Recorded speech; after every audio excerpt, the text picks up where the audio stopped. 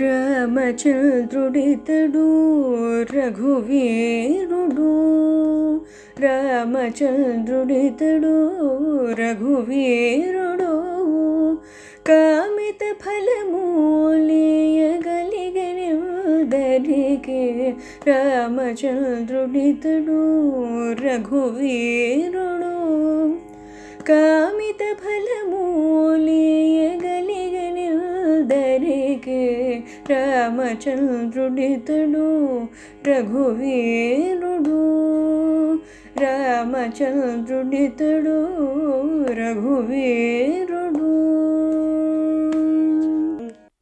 శ్రీ శ్రవణ ఛానల్కి చిన్నారులందరికీ శ్రోతలందరికీ కూడాను మరొకసారి స్వాగతం. ఈరోజు మనం విన్న ఈ రామకీర్తన అన్నమాచార్యుల వారి కీర్తన ఇది. దీని రాగం ద్విజావంతి.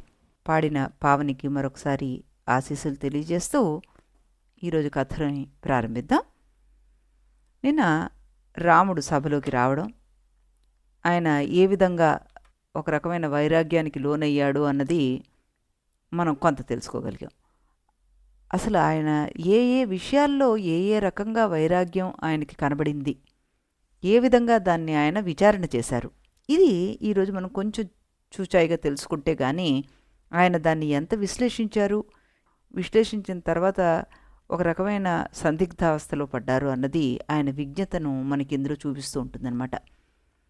అది ఏమిటి అంటే ఉట్టుట్టిగానే చిన్న చిన్న దానికే వైరాగ్యం తెచ్చుకోవడం కాదు, దాని గురించి కూలంకుషంగా ఆలోచించారు. ఆయన ఆలోచించిన తర్వాత ఒక హితమిద్దమైన నిర్ణయానికి రాలేక ఒక సందిగ్ధావస్థలో ఉండిపోయారు. ఆ రకమైన వైరాగ్యం ఏదైతే ఉందో దాని గురించి మనం కొంత తెలుసుకోవడానికి ప్రయత్నం చేద్దాం. ఆయన ఇలా చెప్పడం ప్రారంభించారు. ఏమన్నట్ట, వైరాగ్యం అంటే ఏమిటి? రాగం అంటే ప్రేమే కదా, దానికి వ్యతిరేకమే విరాగం కదా, విరాగం అంటేనే వైరాగ్యం కదా, ప్రేమకు వ్యతిరేకమైన ద్వేషం కదా, కనుక విరాగం అంటే ద్వేషమేనా? ఇక్కడ చాలామంది పప్పులో కాలేస్తూ ఉంటారు. కొందరు భార్యను ద్వేషించి వైరాగ్యం అనుకుని కోపంతో బైరాగుల్లో కలిసిపోతుంటారు. మరికొందరు ఆ దుఃఖాలు తట్టుకోలేక దుఃఖ భారం వల్ల కూడాను బైరాగుల్లో కలిసిపోతుంటారు. మరికొంతమంది మోక్షం అనేది ఏదో ఒక గొప్ప పదవి, కట్టుకున్న భార్యను వదిలేస్తే ఆ పదవి దొరుకుతుంది అని అత్యాశ వల్ల బైరాగుల్లో కలిసిపోతుంటారు. ఇవేవి కూడాను వైరాగ్యాలు కావు అంటున్నారు. భార్య మీద కోపంతో సన్యాసం పుచ్చుకున్నవాడు కోపం చల్లారగానే మళ్ళీ సంసారైపోతాడు. దుఃఖం వల్ల సన్యాసం పుచ్చుకున్నవాడు ఉన్నాడు అనుకోండి, వాళ్ళు మళ్ళీ సుఖం కలగగానే వాటిలో రమించేస్తూ ఉంటాడు. పదవి మీద ఆశపడి సన్యాసం పుచ్చుకునేవాడికి పదవి మీద ప్రేమ పోలేదని స్పష్టంగా కనిపిస్తోంది కదా, మరి ఇదే రకంగా వైరాగ్యం? ఈ రకమైన సద్విచారణ చేయడం మొదలుపెట్టారు. అయితే ఈ విచారణలో ఆయనకి ఈ ప్రపంచం అంతా అస్థిరమని అనిత్యమని గుర్తింపు రావాలి అని అనుకుంటున్నారు. ఇది ఎలా జరుగుతుందో చూద్దాం మనం. లోకంలో ప్రతి వస్తువులోనూ కొంత మంచి ఉంటుంది, కొంత చెడు ఉంటుంది. ఒకరి దృష్టిలో ఒకటి మంచిది, మరొకరి దృష్టిలో మరొకటి చెడు అవుతుంటుంది. లోక దృష్టిలో మనం చూసే దృష్టులన్నీ పరస్పరము సాపేక్షికాలే అన్నమాట. అలాంటప్పుడు వీటిలో ఏది నిజమైన మంచి, ఏది నిజమైన చెడు? మనం ఇప్పుడు లోకాన్ని పరమార్థ దృష్టితోటి పరిశీలన చేస్తున్నాం కనుక పరమార్థ సిద్ధికి అనుకూలమైనది నిజమైన మంచి, అలా కానిది నిజమైన చెడు. ఇలాంటి మంచి చెడులను విచారించేందుకు విధానం ఏమిటి మనకి అంటే, ఆ విధానం సామాన్యులకి అందడం కొంచెం కష్టం కనుక ఉత్తమ మానవుడైన శ్రీరాముల్లో ఈ విచారణాధార ఏ విధంగా కొనసాగింది అన్నదే ఈ 13వ సర్గలో ఆయన మొదలుపెట్టి 19వ సర్గ వరకు చెప్పుకుంటూ వచ్చారనమాట వాల్మీకి మహర్షి. సంపద గురించి ఆయన ఏ రకంగా విచారణ చేశారు శ్రీరాముడు అంటే, సంపద రాక పోక రెండూ కూడాను దుఃఖహేతువే అంటూ నిరూపించుకొచ్చారు ఆయన. డబ్బు దాచుకున్నా ప్రమాదమే, ఖర్చు పెట్టినా ప్రమాదమే. ఐశ్వర్యంలో ఉన్న దోషాలను సుమారుగా ఆయన 20 కోణాల నుంచి పరీక్షించారట. ఎవరు? శ్రీరాములు వారు. నా శ్రీ సుఖాయ భగవన్ దుఃఖాయైవ హి వర్తతే అని తేల్చేశారు. అంటే సంపద వల్ల కనీసము లోకసుఖం కూడా లేదు కనుక దీనివల్ల నిరంతరం దుఃఖమే అంటూ తేల్చేశారట ఆయన. అంటే ఆ విచారణకి సంబంధించిన అనేక శ్లోకాలు అక్కడ చెప్పడం జరిగింది. అవన్నీ మనం ఇక్కడ ప్రస్తుతించట్లేదనమాట. మహర్షి, మనిషి జీవించి ఏం చేస్తాడు? చాలా శాస్త్రాలు చదువుతాడు. కొందరికి ఎంత చదివినా గ్రంథాలు కంఠస్థం అవుతాయి, కానీ జ్ఞానం వంట పట్టదు. అలాంటి వాడికి చదివిన శాస్త్రాలని నెత్తినున్న కట్టెల మోపులాగా భారమైపోతాయి. ఎప్పటికప్పుడు చదివిన శాస్త్రాలు మరిచిపోకుండా ఉండడం కోసం మళ్ళీ మళ్ళీ నూరుకుంటూ ఉండడమే వాడికి సరిపోతుంది. ఒకవేళ కాస్తో కూస్తో వంటబట్టినా ఈ జ్ఞానం వల్ల నాకు ఆ లాభం కలగాలి, ఈ లాభం కలగాని వాడికి వాడే ఆశపడిపోతూ ఉంటాడు. అలాంటి ఆశపరుడికి నేను ఇంత జ్ఞానం సంపాదించాను, దీనికి తగిన ప్రతిఫలం రాలేదు అని ఒకటే తపనగా ఉంటుంది. అందువల్ల వాడి జ్ఞానమే వాడి నెత్తిన భారమై కూర్చుంటుంది. దీనివల్ల అంటే శాస్త్రాలు కంటతా పట్టిన వాడికి, కొంత శాస్త్రజ్ఞానం పొందినవాడికి ఇద్దరికీ కూడా మనశ్శాంతి లేకుండా పోయినట్టే కదా. శాంతి లేని మనసు పుండు మొలిచిన అవయవం లాంటిది. ఈ గందరగోళం అంతా ఎందుకు వచ్చిందంటే తానెవరో వాడికి తెలీదు. ఎందుకోసం ఈ శాస్త్రాలు చదువుతున్నాడో, ఎందుకోసం ఆశలు పెంచుకుంటున్నాడో, ఎందుకోసం ఆలోచనలు చేస్తున్నాడో ఇదేది వాడికి తెలియదు. అందుకే వాడు చేసే ప్రతి పని వాడికి భారంగానే అవుతుంది అంటూ శ్రీరామచంద్రుల వారు ఇక్కడ చెప్పారు. ఆ తర్వాత ఆయన మాట్లాడిన మరో అంశం అహంకారం గురించి మాట్లాడారు. ఇది మానవులకి దీర్ఘకాల శత్రువు అనుకోవచ్చు మనం. ఇదే అసలు మానవుడికి పెద్ద శత్రువు. ఇది వేరే వాడెవరూ కూడాను తనతో సమానం అని భావించనీయకుండా ఉంటుందన్నమాట. అప్పుడేమవుతుంది, మనిషికి శాంతి అనేది అసలు మిగలదు.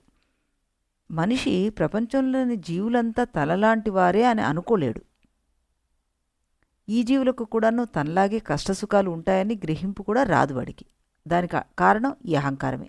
ఈ గ్రహింపు తొలగిపోయిన మనిషి అంటే ఈ అహంకారం ఉన్నవాడు ఈ తనకంటే తక్కువ జీవుల్ని పీడిస్తూ ఉంటాడు. దానివల్ల వాడికి సుఖం కలుగుతుంటుంది అనమాట. అది తాత్కాలిక సుఖమే, కానీ దానికోసమే వెంపర్లాడుతూ ఉంటాడు. ఈ దుఃఖాలకి హేతు అయిన ఈ అహంకారం నన్ను కూడా ఆవరించింది మహర్షి. కానీ నేను నా వివేచనా బలం వల్ల దాన్ని దూరంగా తోసిపారేస్తున్నాను. అందువల్ల ఓ మహర్షి, నేను రాముణ్ణి కాదు, నాకు ఏ కోరికలు లేవు, నా మనసులో ఏ భావాలు లేవు, నేను ఎవరో నాకు సరిగ్గా తెలియకపోయినా ఓ బౌద్ధవాదిలాగా నేను కూడా జీవులందరూ నాలాంటి వారే, ఎవరూ ఎక్కువ లేదు, ఎవరూ తక్కువ లేదు అని భావిస్తూ ఎవరి మీద వైరభావం లేకుండా ప్రశాంతంగా ఉండాలని ప్రయత్నం చేస్తున్నాను అంటూ దాని గురించి చెప్పారు, అహంకారాన్ని గురించి. తర్వాత ఆయనకి మనసు యొక్క స్వభావం పట్ల వచ్చిన అభిప్రాయాన్ని మహర్షులకి వినిపించాడు. ఏమన్నాడు మహర్షి, ఈ మనస్సుకి ఊరకుక్కకి పెద్ద తేడా ఏం తెలియట్లేదు. ఊరకుక్కలాగా ఈ మనస్సు కూడా అటు నుంచి ఇటు, ఇటు నుంచి అటు ఏదో గొప్ప పనున్న దానిలాగా పరుగులు తీసేస్తూ ఉంటుంది. దానికి పని లేదు, దీని పరుగులకి అంటే కుక్కకేమో పని లేదు. ఈ మనస్సు పరుగులకు ఫలితమే లేదు. మనస్సు గతి ఇంతే. మహాత్మా, సింహాన్ని బోనులో పెట్టడం ఎంత కష్టమో మనస్సును అదుపులో పెట్టుకోవడం కూడా అంత కష్టం. చిత్తం కారణం అర్థానాం తస్మిన్ సతి జగత్రయం తస్మన్ క్షీణే జగత్ క్షీణం తచ్చికిత్స్యం ప్రయత్నతః అన్నారు. అంటే దృశ్యమాన పదార్థాలన్నిటికీ కారణం మనస్సు. మనస్సు పనిచేస్తూ ఉంటేనే ఈ మూడు లోకాలు ఉంటాయి. ఈ మనస్సు క్షీణిస్తే ఈ జగత్తు కూడా క్షీణిస్తుంది. సుషుప్తావస్థని దీనికి ఉదాహరణగా మనం నిదర్శనంగా కూడా చెప్పుకోవచ్చు. కనుక ఎంత ప్రయత్నం చేసినా జగత్తు మొత్తానికి మూలమైన ఈ మనస్సుకి ప్రతి మానవుడు చికిత్స చేసుకొని తీరాల్సిందే అంటూ చక్కటి విశ్లేషణ చెప్తున్నారు ఆయన. ఆ తర్వాత ఇంకా ఏం చెప్తున్నారు ఆయన, తృష్ణ అంటే ఇది ఆశ అన్నమాట. తృష్ణ అన్నది అంతులేని ఆశ. ఇక్కడ 17వ సర్గలో దీని గురించి విశ్లేషించారు భగవానుడు. మనస్సు, తృష్ణ ఈ రెండు మొగుడు పెళ్ళాలి లాంటివి, వీటి సంబంధం చాలా సన్నిహితమైంది అంటూ, ఓ మహర్షి, తృష్ణ అనేది ఒక చీకటి రాత్రి వంటిది. ఆ చీకటి రాత్రి మనుషుల కళ్ళు కప్పేస్తుంటుంది. తల్ల కిందరుగా వేళ్లాడే గబ్బిలాలకు కళ్ళు తెరుస్తుంది. అలాగే ఈ తృష్ణ అనే రాత్రి వివేకాన్ని కప్పేసి రాగద్వేషాలనే గబ్బిలాలను లేపుతుంటుంది. మునీంద్ర, ఎంత బలిష్టమైన ఎద్దైనా ముక్కుకు తాడు వేసి లాగితే లొంగిపోయినట్లుగా నేను ఈ తృష్ణకి లొంగిపోతున్నానయ్యా. ఈ తృష్ణ మనుషుల్లో సుగుణాలను మిగలనివ్వట్లేదు. వారికి మూర్ఖత్వాన్ని అంటగట్టుతోంది. ఒక మహావ్యాధిలాగా తయారైంది. అన్ని సుఖాలను ఏర్పాటు చేసి అంతఃపురంలో సుఖంగా కూర్చోరా బాబు అన్నా కూర్చోనియ్యక ఇది కారడవిల్లోలాగా పరిగెత్తుతోంది. లోకంలో ప్రతివాడు ఏదో ఒక దానికోసం తాతాలాడిపోతుంటాడు. రోగార్తి రంగనా తృష్ణ గంభీరమపి మానవం తానతాం నయనాత్యాశు సూర్యాంశవ ఇవాంబుజం. ఇప్పటిదాకా ఎంతో గంభీరంగా ఉండే మనిషి కూడా ఆరోగ్యం చెడిపోయింది అంటే మాత్రం వెలవెల్లాడిపోతాడు. అలాగే ఎంతో ఉన్నతుడిగా కనిపించిన వ్యక్తి ఆడదాని మోజులో పడేసరికలా నోరు ఆవలించి వెలకిల్లా పడిపోతాడు. మహర్షి, ఒక తృష్ణ అన్నది వ్యాధి అని ఇదివరకే నేను చెప్పాను కదా. ఇది మామూలు వ్యాధి కాదు సుమ, మసూచి వ్యాధి. ఈ మసూచి వ్యాధికి మందు వేసిన కొద్దీ పెరుగుతుంటుంది. అందువల్ల మందు వేయొద్దని, దాని మాట మర్చిపోతే అది తగ్గిపోతుందని వైద్యులు చెప్తుంటారు. ఈ తృష్ణ పరిస్థితి కూడా ఇంతే. తృష్ణా విఘాచిక మంత్ర చింతాత్యాగో హి కచ్చతే అన్నారు. మసూచి వ్యాధి లాగానే తృష్ణా వ్యాధికి ఒక మంత్రం ఉంది. ఆ వ్యాధి ఈ వ్యాధి కూడాను అదే మంత్రం, చింతాత్యాగం. అంటే భోగ్య విషయాలను స్మరించకుండా ఉండడం అంటూ దీనికి చక్కటి విశ్లేషణ ఇచ్చారు శ్రీరాములు వారు. ఆ తర్వాత దేహం గురించి చెప్పారు 18వ సర్గలో. జీవన్ భద్రాణి పశ్యతి అని ఒక సామెత ఉంది. అంటే బతికి ఉంటే అదృష్టం అదే కలిసి వస్తుంది అని అర్థం. అది కాక మన సుఖాలన్నిటికీ మన శరీరమే ఆధారం అనే భావం జనంలో ప్రబలంగా ఉంది. ప్రతివాడికి శరీరం మీద ఎంతో గొప్ప ప్రేమ ఉంటుంది. అందువల్ల సతతు భంగరు కార్య పరంపర విజయజాత జయం హఠవృత్తిషు ప్రబలదోషమిదం తు కలేవరం తృణమివాహమాపోహ్య సుఖం స్థిత. అంటే లోకంలో అతి త్వరగా నశించిపోవడం అనే విషయంలో ఒకదానితో ఒకటి పోల్చిన పదార్థాలు అనేకం ఉన్నాయి. అటువంటి పోటీల్లో విజయం సాధించినవి కొన్ని ఉన్నాయి. ఉదాహరణకి మెరుపులు, శరత్కాల మేఘాలు, గంధర్వ నగరాలు మొదలైన అన్నీ అలాంటి కోవకు చెందినవే. వాటి మీద కూడా పోటీ చేసి గెలిచిన పదార్థమే ఈ శరీరం. దీనికి విజయం ఎందుకు దక్కింది అంటే ఆ మెరుపులు మొదలైన వాటిల్లో ఏ ఏ దోషాలు ఉన్నాయో ఆ దోషాలతో పాటు అంతకన్నా ప్రబలమైన దోషాలు ఈ శరీరంలో ఉన్నాయ్యా. అందువల్ల ఇది గడ్డిపోచ కంటే కూడా హీనమైనది అని నేను నిర్ణయం చేసేసాను అంటూ గట్టిగా చెప్పేశాట. ఇంకా ఆయనకి ఆక్రోశం తీరలేదు. ఏమని చెప్తున్నారు ఇక్కడ? బాల యవ్వన వార్ధాక్యాల గురించి చెప్పడం మొదలుపెట్టేశాట ఆయన. కొందరు బాల్యావస్థలో అమాయకత్వంతో కూడింది కనుక నిర్మలమైందని చెప్తుంటారు. మరికొందరు పసిపిల్లలు దేవుడితో సమానం అని పొంగిపోతూ ఉంటారు. మరికొందరేమో పసిపిల్లలను చూస్తే ఆనందంగా ఉంటుంది అంటుంటారు. పరిశీలించినప్పుడు చూస్తే గనక పసితనం అజ్ఞానానికి, చాంచల్యానికి, కామక్రోధాలకి నిలయమై ఉంటుంది కనుక ఆ దశలో జీవికి సుఖం చాలా స్వల్పమని శ్రీరాముడు నిర్ణయించేశాడు. అందుకే ఆయన శైశవం భయమందిరం అనేశారు. ఇది 19వ సర్గలో శ్లోకం 30లో. బాల్యం అనేది భయాలకు నిలయం అని నిర్ణయం చేసేసారు ఆయన. బాల్యదశ అంటేట ఆయన దృష్టిలో మూర్ఖత్వంట, పరాధీనత్వంట, అజ్ఞానంట. అయితే యవ్వన దశ వచ్చేసరికలా ఈ దోషాలన్నీ ఎగిరిపోతాయి కదా. కనుక యవ్వనం ప్రాశస్తం కాకూడదా అనే ప్రశ్న వేసుకొని శ్రీరాముడు యవ్వన విషయంలో తన విశ్లేషణ కొనసాగించి ఇలా చెప్తున్నాడు. యవ్వనంలో అత్యాశ, ద్వేషము, మదము, అసూయ, గర్వము, అతి కామము మొదలైన దోషాలన్నీ మితిమీరిపోయి ఉంటాయి. అందువల్ల ఈ సమయంలో కూడా అంటే ఆ దశలో కూడా జీవికి సుఖం లేదని నిర్ణయం చేశారు. చివరిగా అలాంటి దోషాలు లేని యవ్వనం ఎవరికి ఉండదా అంటే ఆకాశంలో అడవులు ఉండడం ఎంత అసంభవమో యవ్వనంలో ఉన్నవాడికి ఇలాంటివన్నీ ఉండకుండా ఉండడం కూడాను అసంభవమే అంటూ తేల్చేశారు. తేల్చేసి ఇంకా ఆయన ఏం చెప్తున్నారంటే ఆపాత రమణీయత్వం కల్ప్యతే కేవలం స్త్రీయా అంటూ కూడా సిద్ధీకరించారు. అంటే స్త్రీ పురుషులు ఒకరి పట్ల ఒకరు అవిచారిత రమణీయతను కల్పించుకుంటారు తప్పితే నిజమైన రమణీయత్వం ఎవరికి లేదు అంటూ చెప్పి వార్ధాక్యాన్ని ఎలా ముగించేశాడంటే ఆయన అపర్యాప్త హి బాలత్వం బలాత్ పిబతి యవనం యవనం చ జరా పశ్చాత్ పశ్చ కర్కశతాం మితః అన్నారు. అంటే జీవి బాల్యదశలో ఆటల మీద ఆసక్తితో ఉండి వాటి మీద ఇంకా ఆసక్తి పూర్తిగా తీరకుండా ఉన్న సమయంలోనే యవ్వనంలో పడిపోయి ఆ యవ్వనం కాస్త ఈ బాల్యాన్ని మింగేసి ఈ యవ్వనంలో కామోపభోగాల మీద ఆశ పెరిగిపోయి అది తీరకుండానే వార్ధక్యం వచ్చి పడిపోతుంది దాని మీద. అది కాస్త ఈ యవ్వనాన్ని మింగేస్తుంది. చూసావా మహర్షి, ఈ బాల్య యవ్వన వార్ధాక్య దశలే ఒకదాని మీద ఒకటి ఎంత క్రూరంగా వ్యవహరిస్తున్నాయో అంటూ వార్ధకే వర్ధతే స్పృహ. వార్ధక్యంలో అనుభవించే శక్తి ఉండదు కానీ కోరికలు మాత్రం పెరిగిపోతూ ఉంటాయి. అందువల్ల ఈ వార్ధక్య శోకానికి, మోహానికి, వియోగాలకి, విషాదాలకి, చింతలకి, అవమానాలకి, ప్రముఖ స్థానంగా ఉంటుంది అంటూ ఆయన తేల్చి చెప్పేశారు. కాలం గురించి కూడా ప్రస్తావించేశారట. ఇంకా రాజ్యభారం నెత్తిన పడకుండా ఉన్న రాజకుమారుడు ఇంత బాధ్యతారహితంగా ప్రవర్తిస్తాడో కాలం కూడా అలాగే ప్రవర్తిస్తుంది అని ఇక్కడ రాముడు చమత్కారంగా వర్ణించి పరోక్షంగా తమ వంటి రాజకుమారుల ప్రవృత్తిని కూడా నిందించాట అందరూ.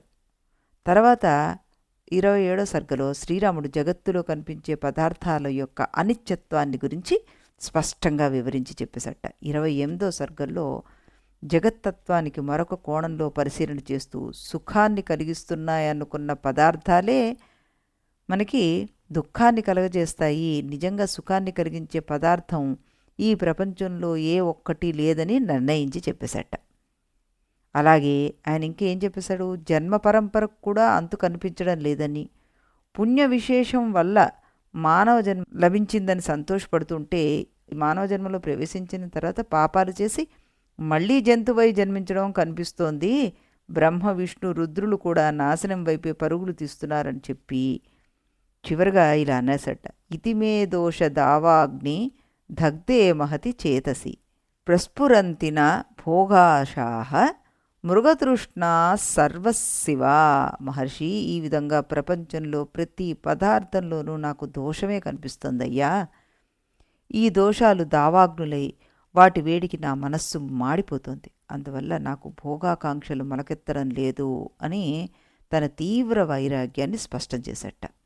నాకు నాభినందామి మరణం నాభినందామి జీవితం యథా తిష్టామి తిష్టామి తథైవ విగత జ్వరం అన్నట్ట. నాకు మరణించాలని లేదు, నాకు జీవించాలని లేదు, ఎలా ఉన్నానో అలాగే ఉంటాను, బాధలు పోయేందుకు ఇదే మంచిదనిపిస్తోంది అన్నాడు. కానీ ఈ ప్రపంచంలో ఉండే అనర్థాలను చూసి తెలిసి జీవులు వ్యామోహంలో పడ్డాన్ని చూసి నా బుర్ర గిర్రం తిరిగిపోతుంది. నా మనసుకు కొంత వివేచన కలిగినా కూడాను ఆ వివేచనలో సరి అయిన పట్టు చిక్కక మళ్ళీ నా మనస్సు ఆ గుంటలోనే పడిపోతుంది. ఇది ఎలా సంభవం?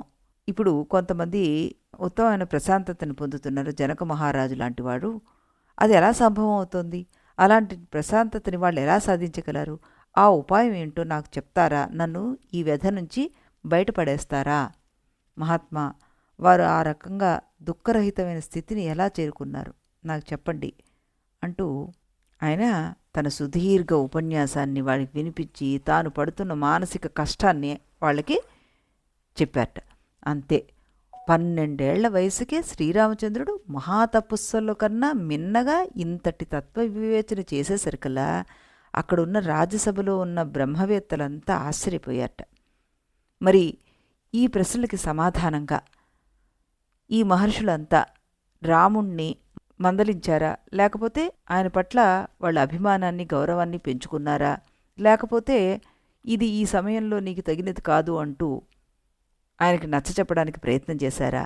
ఈ విషయాలన్నీ కూడాను మహాసభలో ఉన్న వ్యక్తులందరూ ఏ విధంగా వ్యవహరించారు అన్నది తెలుసుకుందాం. అంతవరకు సెలవు. మళ్ళీ రేపు మనం మరొక కృతితోటి శ్రీరాముల వారిని స్మరిస్తూ మళ్ళీ ఇదే ఛానల్లో ఇదే సమయానికి కలుద్దాం. అంతవరకు సెలవు.